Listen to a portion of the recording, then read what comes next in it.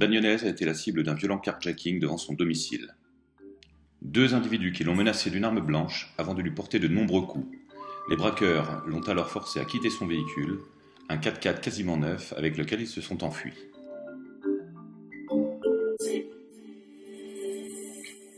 Depuis quelques semaines, les plaintes se multiplient en raison d'une recrudescence des cambriolages sur le secteur de Bagnols-en-Forêt.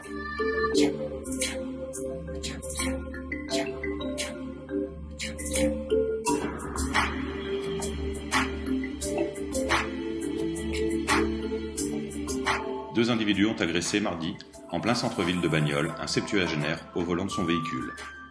Les deux malfrats ont extirpé avec violence le conducteur de son véhicule, le laissant choqué au milieu de la rue, avant de repartir avec sa voiture.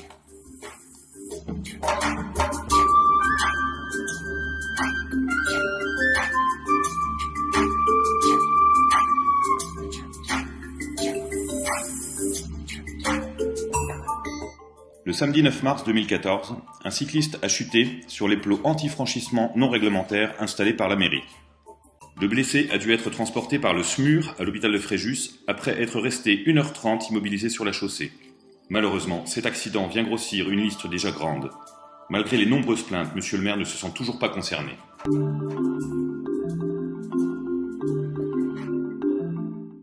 Nous souhaitons valoriser le rôle de notre police municipale, clarifier ses moyens et ses missions, renforcer les moyens de vidéosurveillance,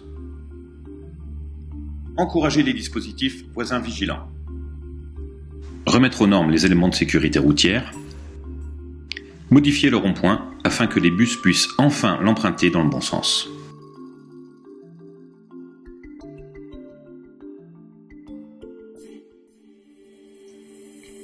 Les maires qui se sont succédés depuis des années ont toujours eu à cœur de maintenir l'aspect village perché de Bagnols.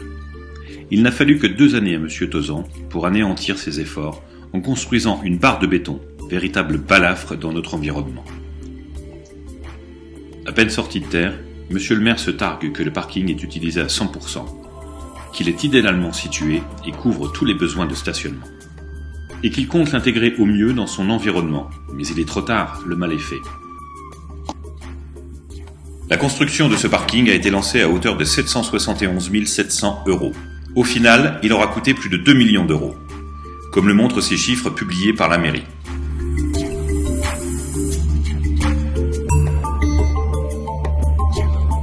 Ces dernières années, nos monuments historiques se sont vus flanqués de conteneurs à poubelles.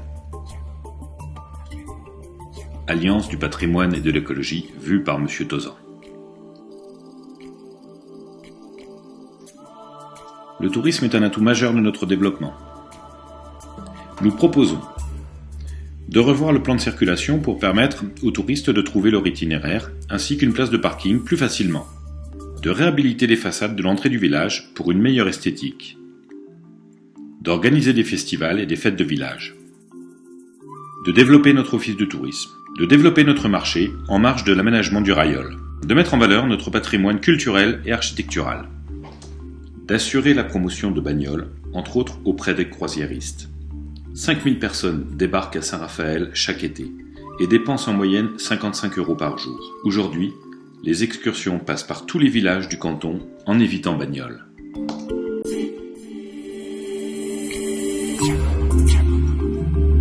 Par courrier du 13 juin adressé à M. Tauzan, le sous-préfet a déclaré le PLU de Bagnols-en-Forêt entaché d'illégalité. Ce dernier précise que, sans prise en compte de ces remarques, il pourra être amené à saisir la justice. Monsieur le maire est passé outre. Le maire a choisi de mettre en œuvre son PLU au travers d'un projet urbain partenarial qui laisse le champ libre aux promoteurs privés. Ainsi, la charge des infrastructures sera supportée par les contribuables. Routes, assainissement, tout à l'égout, crèches, écoles, catalysation, etc. Le plan cadastral du PLU nous permet de voir que plusieurs élus, dont Monsieur le maire, sont les heureux propriétaires de grands terrains sur la zone concernée.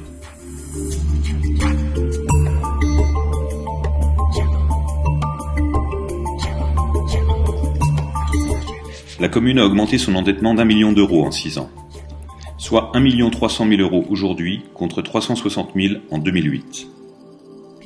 Les charges de personnel de la ville sont plus de 2 fois supérieures à la moyenne nationale. Nos impôts locaux sont au double de la moyenne. Enfin, les comptes de la commune sont notés à 0 sur 20 avec un niveau de dépenses à 1 952 € contre 1 187 € pour les villes de la même taille. Les comptes financiers complets réclamés depuis le 10 octobre 2013 n'ont été fournis que le 17 février 2014. La première communication des comptes ne comportait pas l'état des dettes de 2008 à 2012.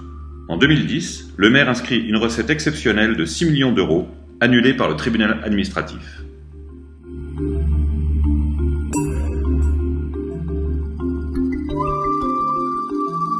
En choisissant de reprendre la gestion des ordures, le maire prévoyait de réaliser une économie en portant ce budget à 112 000 €. Maintenant, le ramassage nous coûte 200 000 €, soit 79% plus cher que prévu.